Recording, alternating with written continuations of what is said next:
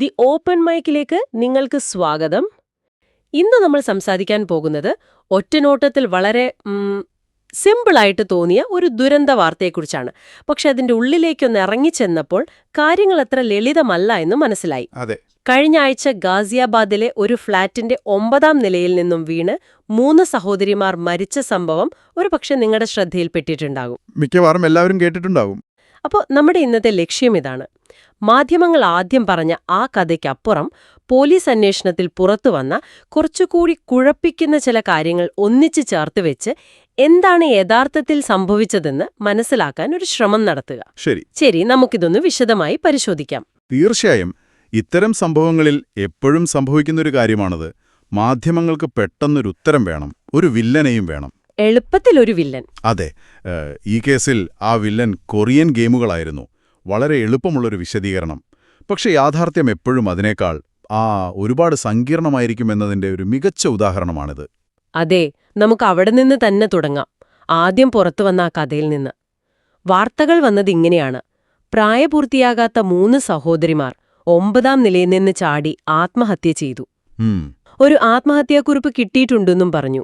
എല്ലാത്തിനും കാരണം ഈ പെൺകുട്ടികൾക്ക് കൊറിയൻ കൾച്ചർ, അവിടത്തെ ഓൺലൈൻ ഗെയിമുകൾ, ഡ്രാമകൾ എന്നിവയോടുള്ള ഭ്രമമാണ്. അതെ, അതായിരുന്നു പ്രധാന വാദം. ഈ വാദത്തിന് കൂടുതൽ ബലം കിട്ടിയത് കുടുംബം തന്നെ മുന്നോട്ടുവന്ന് ഇത്തരം ഗെയിമുകൾ നിരോധിക്കണമെന്ന് സർക്കാരിനോട് ആവശ്യപ്പെട്ടപ്പോഴാണ്, അല്ലേ? അതെ, ഇത് സമൂഹത്തിൽ എളുപ്പത്തിൽ വിൽക്കാൻ പറ്റുന്നൊരു കഥയാണ്. കാരണം പുതിയ ടെക്നോളജിയെയും പുറത്തുനിന്നുള്ള സംസ്കാരങ്ങളെയും കുറിച്ചൊരു പേടി എപ്പോഴും മുതിർന്ന തലമുറയുടെ ഉള്ളിലുണ്ട്. ശരിയാണ്. നമ്മൾ ചെറുപ്പമായിരുന്നപ്പോൾ വീഡിയോ ഗെയിമുകളായിരുന്നു വില്ലൻ. അതിനു മുൻപ് റോക്ക് മ്യൂസിക് ആയിരുന്നു. ഇപ്പോൾ അത് കൊറിയൻ പോപ്പ് കൾച്ചറും ഗെയിമുകളുമായി. അത് തന്നെ. അപ്പോൾ വിദേശ സംസ്കാരം കുട്ടികളെ വഴിതെറ്റിക്കുന്നു എന്ന ആ പഴയ പേടിയിലേക്ക് ഈ കഥ കൃത്യമായി ചേരുന്നു. അതുകൊണ്ട് ആളുകൾക്കിത് വിശ്വസിക്കാനൊരു മടിയുമുണ്ടായില്ല. ശരിയാണ്. ആ ഒരു എളുപ്പമുള്ള വിശദീകരണത്തില് എല്ലാവരും ഏതാണ്ട് തൃപ്തരായിരുന്നു. പക്ഷേ ഇവിടെയാണ് കാര്യങ്ങൾ ആകെ മാറി മറിയുന്നത്. പോലീസ് അന്വേഷണം കുറച്ചുകൂടി ആഴത്തിലേക്ക് പോയപ്പോൾ ഈ ഗെയിം ഭ്രമം എന്ന കഥയുടെ പുറംചട്ട പതുക്കെ പൊളിഞ്ഞു തുടങ്ങി. അതെ, ആദ്യം പുറത്തുവന്നത് ആ പെൺകുട്ടികളുടെ അച്ഛനായ ചേതൻ കുമാറിനെക്കുറിച്ചുള്ള വിവരങ്ങളാണ്. അദ്ദേഹത്തിന് ഒരു ഭാര്യയല്ല, മറിച്ച് 3 ഭാര്യമാരുണ്ട്. അതെ, 3 ഭാര്യമാരുണ്ട് എന്നായിരുന്നു ആ ഞെട്ടിക്കുന്ന വെളിപ്പെടുത്തൽ. അതൊരു സാധാരണ ബഹുഭാര്യത്വം പോലെയല്ല, അല്ലേ? ആ കുടുംബത്തിന്റെ ഘടന തന്നെ വളരെ വളരെ സങ്കീർണമാണ്. അതെ. അദ്ദേഹത്തിന്റെ ആദ്യത്തെ 2 ഭാര്യമാർ സുജാതയും ഹീനയും സ്വന്തം സഹോദരിമാരാണ്. അതെ. അതുകൂടാതെ തീന എന്ന പേരുള്ള 22 വയസ്സുള്ള 3ാമതൊരു ഭാര്യയുമുണ്ട്. ഈയൊരു വിവരം പുറത്തുവന്നതോടെ തന്നെ പ്രശ്നത്തിന്റെ കേന്ദ്രം കുട്ടികളുടെ ഫോണിൽ നിന്ന് ആ വീടിന്റെ അകത്തേക്ക് മാറുകയാണ്. കൃത്യമായി. ആ കുടുംബഘടന നമുക്ക് ശ്രോതാക്കൾക്ക് വേണ്ടി ഒന്ന് വ്യക്തമാക്കാം. അപ്പോ ആദ്യ ഭാര്യ സുജാതയിൽ ചേതന് 1 മകളും പിന്നെ മാനസികമായ വെല്ലുവിളികൾ നേരിടുന്ന 1 മകനുമുണ്ട്. ശരി. പിന്നീട് വിവാഹം കഴിച്ച സുജാതയുടെ അനിയത്തി ഹീനയിൽ 2 പെൺമക്കളുണ്ട്. ഓക്കേ. ഈ കഴിഞ്ഞ ആഴ്ച മരിച്ചത് സുജാതയുടെയും ഹീനയുടെയും ഈ 3 പെൺമക്കളാണ്. തീർന്നില്ല, ഇനിയുമുണ്ട്. 3ാമത്തെ ഭാര്യയായ ടീനയിൽ ഇയാൾക്ക് 3 വയസ്സുള്ളൊരു മകൾ കൂടിയുണ്ട്. ഇതിലെ ഏറ്റവും പ്രധാനപ്പെട്ട കാര്യം എന്താണെന്ന് വെച്ചാൽ, ഈ വെളിപ്പെടുത്തലുകൾ നമ്മൾ ആദ്യം കേട്ട ആ ഗെയിം ഭ്രമം എന്ന ലളിതമായ കാരണത്തെ അതിനെ പൂർണ്ണമായും അപ്രസക്തമാക്കുന്നു. തീർച്ചയായും. ഇത് കേവലം ഒരു സാമ്പത്തിക പ്രശ്നത്തിനപ്പുറം ആഴത്തിലുള്ള വ്യക്തിപരവും കുടുംബപരവുമായ സംഘർഷങ്ങളിലേക്കാണ് വിരൽ ചൂണ്ടുന്നത്. പിന്നെ ഇന്ത്യയിലെ നിയമവ്യവസ്ഥയിൽ ഇത്തരം വിവാഹങ്ങൾ ഒരുതരം ഗ്രേ ഏരിയയിലാണ് നിൽക്കുന്നത്. നിയമപരമായി നിലനിൽപ്പില്ലെങ്കിലും സാമൂഹികമായി ചിലയിടങ്ങളിൽ അംഗീകരിക്കപ്പെടുന്നുണ്ട്. അതെ, ഇത് ആ കുടുംബത്തിലെ സ്ത്രീകളെയും കുട്ടികളെയും കൂടുതൽ ദുർബലമായൊരവസ്ഥയിലേക്ക് തള്ളിവിടുന്നു. അവർക്ക് നിയമപരമായ പരിരക്ഷയോ അവകാശങ്ങളോ ചോദിക്കാൻ പോലും പലപ്പോഴും കഴിയില്ല. അതോടൊപ്പം തന്നെ ഈ ചേതൻ കുമാറിന്റെ മൊഴികളിലെ വൈരുദ്ധ്യങ്ങളും പോലീസിനെ വട്ടം കറക്കി. ഓരോ ഘട്ടത്തിലും അയാൾ കഥ മാറ്റിക്കൊണ്ടിരുന്നു. അവർക്ക് ഗർഭം ധരിക്കാൻ കഴിയില്ല എന്ന് ഡോക്ടർമാർ പറഞ്ഞതുകൊണ്ടാണ് 2013 അവരുടെ സഹോദരിയായ ഹീനയെ വിവാഹം കഴിച്ചത്. ഇതായിരുന്നു ചേതന്റെ ആദ്യത്തെ മൊഴി. പക്ഷെ അവിടെ തന്നെ ഒരു പ്രശ്നമുണ്ടല്ലോ. അതെ, ഇത് കേൾക്കുമ്പോൾ തന്നെ നിങ്ങൾക്കൊരു പൊരുത്തക്കേട് തോന്നുന്നില്ലേ? തീർച്ചയായും. കാരണം സുജാതയിലുള്ള അദ്ദേഹത്തിന്റെ മൂത്ത മകൾക്ക് 16 വയസ്സുണ്ട്. അതുതന്നെ. അപ്പോൾ സുജാതയ്ക്കൊരു കുട്ടി ഉണ്ടായതിനു ശേഷമാണ് അവർക്ക് ഗർഭം ധരിക്കാൻ കഴിയില്ല എന്ന കാരണം പറഞ്ഞ് അവരുടെ അനിയത്തിയെ വിവാഹം കഴിക്കുന്നത്. ഇത് വിശ്വസിക്കാൻ വളരെ പ്രയാസമാണ്. ഇതൊരു ചെറിയ മറവിയോ പിഴവോ അല്ല. അല്ല. അന്വേഷണത്തെ മനഃപൂർവ്വം വഴിതെറ്റിക്കാനുള്ളൊരു ശ്രമമായിട്ട് ഇതിനെ കാണേണ്ടി വരും. അതുതന്നെ. അതുമാത്രമല്ല, മൂന്നാം ഭാര്യയായ ടീനയെക്കുറിച്ച് ചോദിച്ചപ്പോൾ അവൾ തന്റെ ഭാര്യയല്ല, ഭാര്യ സഹോദരിയാണ് എന്നായിരുന്നു ചേതന്റെ ആദ്യത്തെ മറുപടി. വീണ്ടും കള്ളം. മതെ. പോലീസിന്റെ തുടർച്ചയായ ചോദ്യം ചെയ്യലിലാണ് സത്യം പുറത്തുവന്നത്. ടീന യഥാർത്ഥത്തിൽ ഒരു മുസ്ലിം യുവതിയായിരുന്നു. വിവാഹത്തിനു വേണ്ടി ഹിന്ദുമതത്തിലേക്ക് മാറിയതാണ്. ഓ. ഈ വിവാഹത്തിന് മറ്റ് 2 ഭാര്യമാരും, അതായത് സുജാതയും ഹീനയും, സമ്മതം നൽകിയിരുന്നുവെന്നും റിപ്പോർട്ടിൽ പറയുന്നു. ഈ വൈരുദ്ധ്യങ്ങൾ ഒരു കാര്യം വ്യക്തമാക്കുന്നുണ്ട്. ഈ കുടുംബം എന്തോ ഒന്ന് കാര്യമായി മറച്ചുവെക്കാൻ ശ്രമിക്കുന്നുണ്ട്. അതെ. വിവാഹ തീയതികൾ പോലും സ്ഥിരീകരിക്കാൻ പോലീസിന് കഴിയുന്നില്ല. കാരണം ആദ്യ ഭാര്യമാരായ സുജാതയ്ക്കും ഹീനയ്ക്കും കാര്യമായ വിദ്യാഭ്യാസമില്ല. അവർക്ക് തങ്ങളുടെ വിവാഹം നടന്ന തീയതിയോ അതുമായി ബന്ധപ്പെട്ട രേഖകളെക്കുറിച്ചോ യാതൊരു ഓർമ്മയുമില്ല. ഇതൊരു പ്രധാന ചോദ്യമുയർത്തുന്നുണ്ട്. ഇത് സത്യമറയ്ക്കാനുള്ള ചേതന്റെ ബോധപൂർവമായ ശ്രമമാണോ? അതോ ആ സ്ത്രീകളുടെ നിസ്സഹായതയും അറിവില്ലായ്മയും അയാൾ മുതലെടുക്കുകയാണോ? ആ കുടുംബത്തിന്റെ ജീവിത രീതിയിലും ചില വിചിത്രമായ കാര്യങ്ങൾ പോലീസ് കണ്ടെത്തിയിട്ടുണ്ട്. അതെന്തൊക്കെയാണ്? അവർ താമസിച്ചിരുന്നത് 3 ബെഡ്റൂമുള്ള ഒരു ഫ്ളാറ്റിലായിരുന്നു. എന്നിട്ടും ചേതനും അയാളുടെ 3 ഭാര്യമാരും 5 കുട്ടികളുമടക്കം 9 പേർ ഉറങ്ങിയിരുന്നത് ഒരൊറ്റ മുറിയിലായിരുന്നു. ഒരു നിമിഷം, 3 ബെഡ്റൂം ഉണ്ടായിട്ടും എല്ലാവരും ഒരു മുറിയിലോ? അതെ.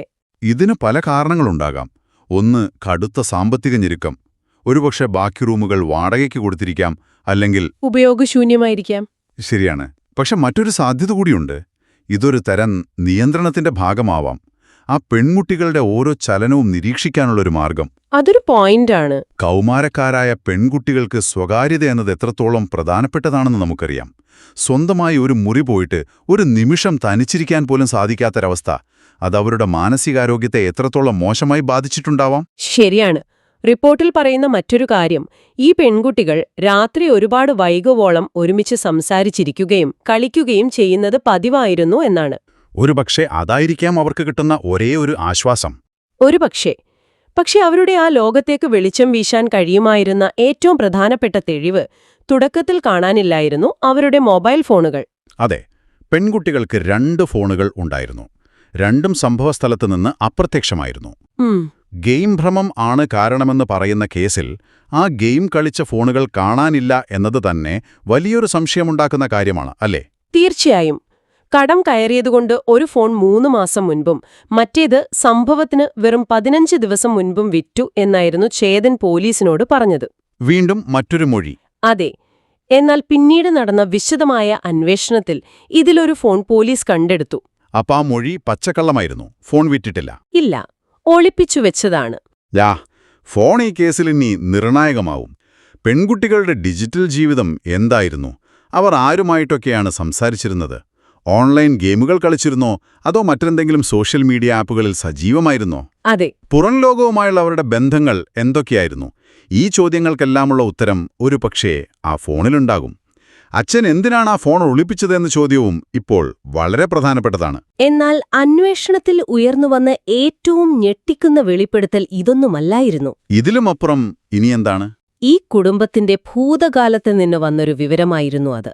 സുജാതയുടെയും ഹീനയുടെയും അച്ഛൻ, അതായത് പെൺകുട്ടികളുടെ മുത്തച്ഛനായ വിനോദ് കുമാർ, പോലീസിന് നൽകിയൊരു മൊഴിയുണ്ട്. അത് കേട്ട അന്വേഷണ ഉദ്യോഗസ്ഥർ പോലും ഒരു നിമിഷം സ്തബ്ധരായിപ്പോയി. എന്തായിരുന്നു അത്? വിനോദ് കുമാർ പോലീസിനോട് പറഞ്ഞതിതാണ്: ഏകദേശം 6-7 വർഷം മുൻപ് ചേതന്റെ വീട്ടിലെ 3ാം നിലയിലെ ബാൽക്കണിയിൽ നിന്ന് വീണ് ഇവരുടെ മറ്റൊരു മകൾ, അതായത് മരിച്ച ഈ പെൺകുട്ടികളുടെ ഒരു സഹോദരി, മരണപ്പെട്ടിട്ടുണ്ട്. ഒരു മിനിറ്റ്, നിങ്ങൾ പറയുന്നത് ഇതേ കുടുംബത്തിൽ ഇതേ സാഹചര്യത്തിൽ മുൻപും ഒരു കുട്ടി ബാൽക്കണിയിൽ നിന്ന് വീണ് മരിച്ചിട്ടുണ്ടെന്നാണോ? അതെ, ഇതേപോലെ ബാൽക്കണിയിൽ നിന്ന് വീണ് മരിച്ചിട്ടുണ്ട്. എന്റെ ദൈവമേ! അതിലെ ഏറ്റവും ഭയപ്പെടുത്തുന്ന കാര്യം അതല്ല. ആ സംഭവത്തിൽ അന്ന് പോലീസ് കേസ് രജിസ്റ്റർ ചെയ്തിരുന്നില്ല. കേസ് എടുത്തിരുന്നില്ലേ? ഇല്ല. ഒരു പരാതി പോലും ആരും നൽകിയിരുന്നില്ല. അതൊരു സാധാരണ അപകടമരണമായി കണ്ട് കുടുംബാംഗങ്ങളും അയൽക്കാരും ചേർന്ന് ഒതുക്കി തീർക്കുകയായിരുന്നു. ഇതിനെ ഒരു വലിയ ചിത്രത്തിന്റെ ഭാഗമായി കാണുമ്പോൾ കാര്യങ്ങളുടെ ഗൗരവം കൂടുകയാണ്. അതെ. ഇപ്പോൾ നമ്മൾ കാണുന്ന ഈ ദുരന്തം ഒരൊറ്റപ്പെട്ട ആത്മഹത്യ എന്നതിലുപരി ആ കുടുംബത്തിൽ മുൻപും സംഭവിച്ചിട്ടുള്ള ദുരൂഹമരണങ്ങളുടെ ഒരു തുടർച്ചയാണോ എന്ന് സംശയിക്കേണ്ടിയിരിക്കുന്നു. ശരിയാണ്. ആ പഴയ മരണം ശരിക്കും അപകടമായിരുന്നോ അതോ മറ്റെന്തെങ്കിലുമായിരുന്നോ? ആ സംഭവം അന്ന് ശരിയായ രീതിയിൽ അന്വേഷിച്ചിരുന്നെങ്കിൽ ഒരുപക്ഷെ ഈ 3 പെൺകുട്ടികളുടെ ജീവൻ ഇന്ന് രക്ഷിക്കാമായിരുന്നോ എന്നും ചിന്തിക്കേണ്ടി വരും. അതൊരു വലിയ ചോദ്യമാണ്. ഒരു കുടുംബത്തിൽ ഒരേ രീതിയിൽ ആവർത്തിക്കുന്ന ദുരന്തങ്ങൾ അത് യാദൃച്ഛികം എന്ന് കരുതാൻ പ്രയാസമാണ്. ശരിയാണ്. അപ്പോൾ നോക്കൂ, കൊറിയൻ ഗെയിമുകളോടുള്ള ഭ്രമം എന്ന വളരെ ലളിതമായ ഒരു തലക്കെട്ടിൽ നിന്ന് തുടങ്ങിയ ഒരു കഥ. അതെ. സാമ്പത്തിക പ്രതിസന്ധി, സങ്കീർണമായ വിവാഹബന്ധങ്ങൾ, മതപരിവർത്തനം, മൊഴികളിലെ വൈരുദ്ധ്യങ്ങൾ, ഒടുവിൽ ആരും അറിയാതെ പോയ വിശദീകരിക്കാനാവാത്ത ഒരു പഴയ മരണം. അതെ. ഇവയുടെയെല്ലാം ഒരു വലിയ വലയായത് മാറിയിരിക്കുന്നു. ശരിക്കും ഒരു വല പോലെയായി. ഈ സംഭവം നമ്മളെ പഠിപ്പിക്കുന്നത് ഒരു പ്രധാനപ്പെട്ട കാര്യമാണ്. സാങ്കേതിക വിദ്യയെ ഒരു വില്ലനായി ചിത്രീകരിക്കുമ്പോൾ പലപ്പോഴും നമ്മുടെ തൊട്ടുമുന്നിലുള്ള ഗാർഹികവും സാമൂഹികവുമായ പ്രശ്നങ്ങളെയാണ് നമ്മൾ സൗകര്യപൂർവ്വം അവഗണിക്കുന്നത്. ശരിയാണ്. ഒരു മൊബൈൽ ഫോണിനെ പഴിക്കുന്നത് ഒരു സങ്കീർണമായ കുടുംബത്തിനകത്തെ പ്രശ്നങ്ങളെ അഭിമുഖീകരിക്കുന്നതിനേക്കാൾ എളുപ്പമാണ്. യാഥാർത്ഥ്യം പലപ്പോഴും നമ്മൾ ആദ്യം കേൾക്കുന്നതിനേക്കാൾ ആഴമേറിയതും കുഴഞ്ഞുമറിഞ്ഞതുമായിരിക്കും. തീർച്ചയായും. ആ ഒരു ചിന്തയോടെ നമുക്കിന്നത്തെ ഈ ചർച്ച അവസാനിപ്പിക്കാം. ശ്രോതാവായ നിങ്ങൾക്ക് ചിന്തിക്കാൻ ഒരു ചോദ്യം കൂടി നൽകുന്നു. ഒരു ദുരന്തത്തിന് എളുപ്പത്തിൽ മനസ്സിലാക്കാവുന്ന ഒരു കാരണം നമുക്ക് മുന്നിൽ അവതരിപ്പിക്കപ്പെടുമ്പോൾ അതിനു പിന്നിൽ മറഞ്ഞിരിക്കുന്ന ഇതിലും സങ്കീർണമായ എത്ര യാഥാർത്ഥ്യങ്ങളെയായിരിക്കും നമ്മൾ കാണാതെ പോകുന്നത്?